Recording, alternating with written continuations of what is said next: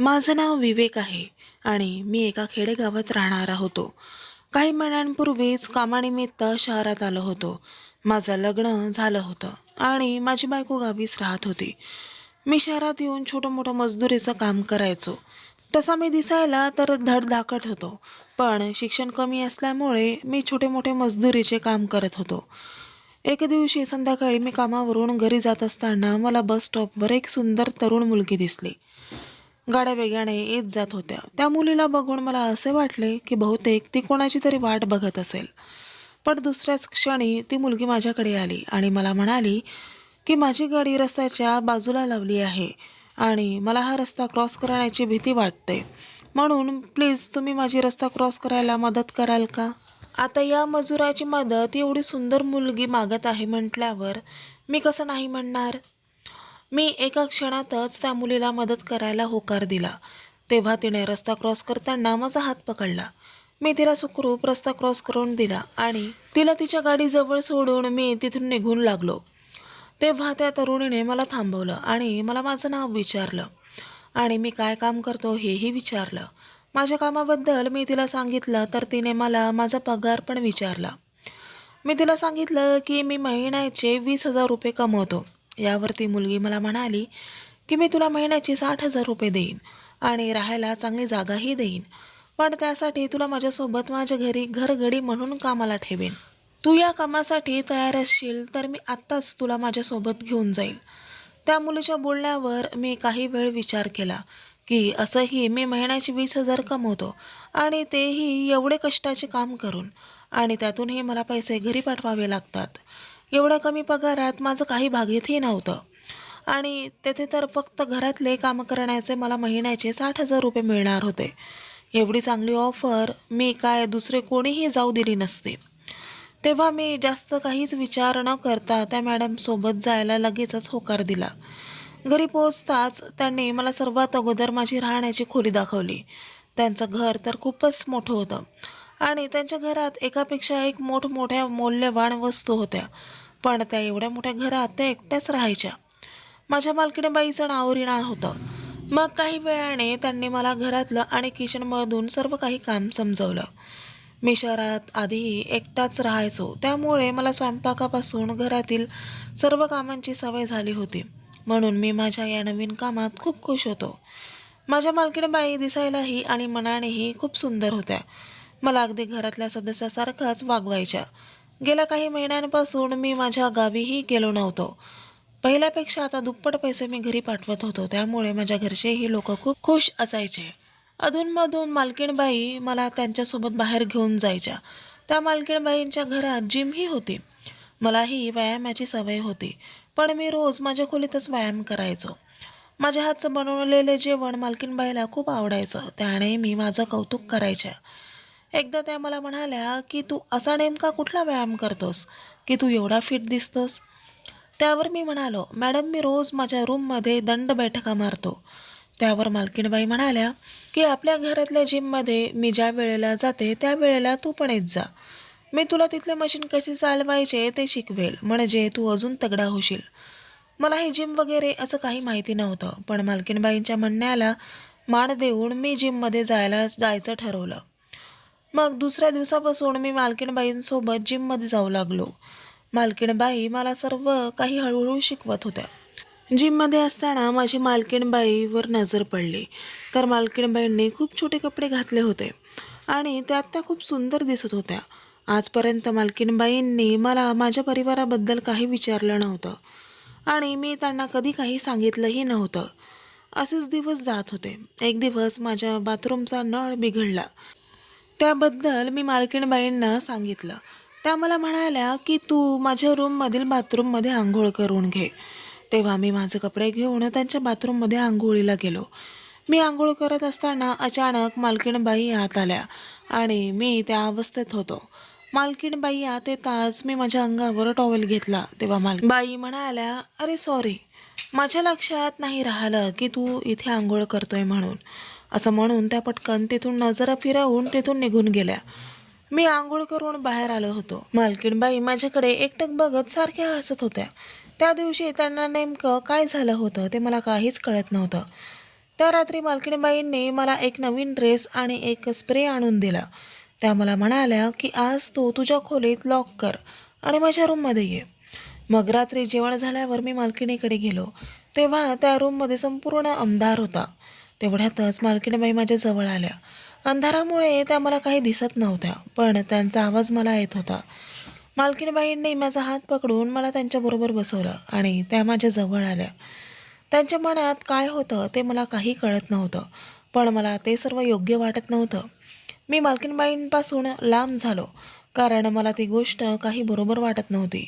तेव्हा मला विवेक असा आवाज आला, आज माझा एवढ्या वर्षाचा एकटेपणा तुला दूर करावाच लागेल आणि मला माहिती आहे की तू पण मला नकार देणार नाहीस, कारण तुझ्या डोळ्यांत मी माझ्याबद्दलची ओढ पाहिली आहे.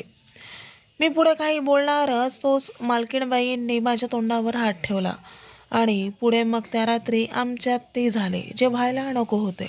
मीही कसा त्यात बुडालो ते मला कळालंच नाही आणि मला दुसऱ्या दिवशी सकाळी जाग आली. जेव्हा मी सकाळी उठून बघितलं तेव्हा माझ्या शेजारी कोणीच नव्हतं. माझं डोकंही मला अगदी जड झाल्यासारखं वाटत होतं. मी बाहेर आलो तेव्हा मालकीणबाई नाश्ता करत बसल्या होत्या. मी त्यांना म्हणालो की मॅडम मला माफ करा, रात्री आपल्यात जे काही झालं मलाही काही आठवत नाही आहे, पण जे झालं ते खूप चुकीचं झालं, त्यासाठी मला माफ करा. मी हे बोलत असताना मालकीणबाई हसल्या आणि म्हणाल्या, रात्री जे झालं ते तुझं विसरून जा, तू जा घरातील कामावर. मला रात्रीचं एवढं काही आठवत नव्हतं, पण मालकीणबाईंना जरा हे काही कसं वाटत नव्हतं हे मला समजत नव्हतं. मग मी त्या सर्व गोष्टींकडे दुर्लक्ष केलं आणि माझ्या रोजच्या कामाला लागलो. आजही मालकीणबाईंनी रात्री मला त्यांच्या रूममध्ये बोलवलं होतं आणि त्या म्हणाल्या की मी तुला जो स्प्रे दिला आहे तोच मारू नये, मला त्याचा सुगंध आवडतो. पुन्हा त्या रात्री मी रूममध्ये गेलो. आजही त्यांच्या रूममध्ये संपूर्ण अंधार होता. पुढील काही दिवसात मालकीणबाई रोज रात्री मला त्यांच्या रूममध्ये बोलवायच्या. मला पण कुठे ना कुठे मालकीणबाईंच्या सुंदरतेचा मोह होता आणि आता मालकीणबाई मला त्यांच्या रूममध्ये असं झोपू लागल्यावर त्या असंच एक दिवस मध्यरात्रीच्या वेळी अचानक मला जाग आला आणि तेव्हा मी मालकीणबाईंच्या रूममध्ये होतो. अंधारामुळे मला काहीही दिसत नव्हतं. मला पाणी पिण्यासाठी जायचं होतं म्हणून मी माझ्या शेजारी असलेला नाईट लॅम्प लावला आणि तेव्हा माझी नजर माझ्यासोबत असलेल्या व्यक्तीवर पडली आणि त्या व्यक्तीला बघून तर माझ्या पायाखालची जमीनच सरकली, कारण माझ्या मालकीणबाई रीना नव्हत्या. माझ्या शेजारी कोणी दुसरीच झोपलेली होती आणि यापूर्वी त्या महिलेला मी कधीच बघितलं नव्हतं आणि ना मला ती ओळखत होती ना मी तिला ओळखत होतो. त्या महिलेचे कपडे विस्कटलेले होते आणि मला काही समजत नव्हतं की माझ्याकडून हे सर्व काय झालं ते. मी कोणत्या बाईसोबत हे काय करून बसलो मला काही समजत नव्हतं. मला वाटलं आता ही बाई मला पोलिसात देणार, म्हणून मी शांतपणे त्या रूममधून निघालो आणि मालकीणीकडे जाऊ लागलो. तेवढ्यात मला मागून विवेक असा आवाज आला. मी मागे वळून बघितलं तर त्या माझ्या मालकीणबाई रीना होत्या. मी त्यांना बघताच त्यांना म्हणालो की मॅडम तुम्ही, पण बेडरूममध्ये तर कोणीतरी दुसरीच बाई आहे. रूममध्ये जी बाई आहे मी तिला ओळखतही नाही आणि मी तिच्यासोबत काहीही केले नाही. यावर माझी मालकीणबाई म्हणाल्या, विवेक अरे तू असं कसं बोलू शकतोस की तू त्या रूममध्ये असलेल्या बाईसोबत काहीच केलं नाही? तर या गोष्टीचं तुझ्याकडे काही प्रूफ आहे का बरं? बरं तुझ्याकडे नसला तरी माझ्याकडे प्रूफ आहे. हे बघ, तू बाप होणार आहेस. रूममध्ये जी मुलगी झोपली आहे तू तिच्या होणाऱ्या बाळाचा बाप आहेस. तू तिच्यासोबत हे सर्व काय करून बसलास? मालकीणबाईंनी असं बोलून मला प्रेग्नन्सी किट दाखवली. तेव्हा मी मालकीणबाईंना म्हणालो, मॅडम मी त्या महिलेला नाही ओळखत, मी एक विवाहित माणूस आहे. गावाकडे माझी बायको आहे. तुम्ही मला फसवण्याचा प्रयत्न करत असाल तर मी तुमची पोलिसात कंप्लेंट करेल. मी असं बोलताच मालकीणबाईंनी मला त्या मुलीसोबत असलेले काही फोटो दाखवले. मालकीणबाईंनी माझे त्या मुलीसोबत फोटो काढले होते. मी त्यांना विचारलं की तुम्ही माझ्यासोबत रोज बेडरूममध्ये असता, मग अशी अचानक ती दुसरी महिला कशी आली? तेव्हा मला ती रोज तुझ्यासोबत रूममध्ये असायची. मी नसायचे, मी फक्त काही वेळ असायचे. तुझ्यासोबत माझी ती मैत्रीण पण असायची. लाईट बंद असल्यामुळे तू बघू शकला नाहीस की आत मी आहे की कोणी दुसरी महिला. तू माझ्या सुंदरतेला भाळून माझ्या प्रेमात पडलास आणि हे मी तुझ्या नजरेवरून ओळखले होते. माझं लग्न झाले आहे आणि माझा नवरा परदेशात असतो आणि जे रूममध्ये आहे ती माझी मैत्रीण आहे. ती खूप श्रीमंत आहे, पण तिला तिच्या नवऱ्याकडून मूल होऊ शकत नाही. आणि तुला मी घरकामाच्या नावाखाली येथे आणलं, जेणेकरून तू माझ्या मैत्रिणीची समस्या मिटवू शकशील. आणि तू जे दर महिन्याला पैसे घेतोस ते मी नाही, तर माझी मैत्रीणच तुला देत आहे. त्यामुळे मला असं वाटतंय की तुला तुझा मोबदला मिळाला आहे. आणि जर तू आता पोलीस कंप्लेंट करण्याचा विचार करत असशील तर तो इथेच सोड. जर तू असं केलंस तर मी हे फोटो दाखवून हे सिद्ध करेल की तू माझ्या मैत्रिणीसोबत जबरदस्ती केली आहेस. त्यावेळी हे सर्व ऐकूनच माझ्यावरती आभाळच कोसळलं आणि मला माझीच लाज वाटू लागली होती. कारण कुठे ना कुठे मीही त्या गोष्टीसाठी माझी संमती दाखवली होती. मी जराही माझ्या बायकोचा विचार केला नाही आणि आज मी एवढ्या मोठ्या संकटात सापडलो होतो. नको त्या क्षणिक सुखासाठी मी माझ्या आयुष्यभरासाठी हे ओझं माझ्या अंगावर ओढून घेतलं होतं. मी वेळीच समजायला हवं होतं की मालकीणबाई मला थोड्या वेळेच्या कामासाठी एवढे पैसे कसे देतील. त्यात त्यांचा काहीतरी स्वार्थ नक्कीच असेल. पण पैशांकडे बघून हा विचार मी केला नाही. आता तसेही माझ्याकडे करायला काही उरलं नव्हतं. म्हणून मी त्याच दिवशी त्या घरातलं काम सोडून आजच माझ्या गावी निघून आलो.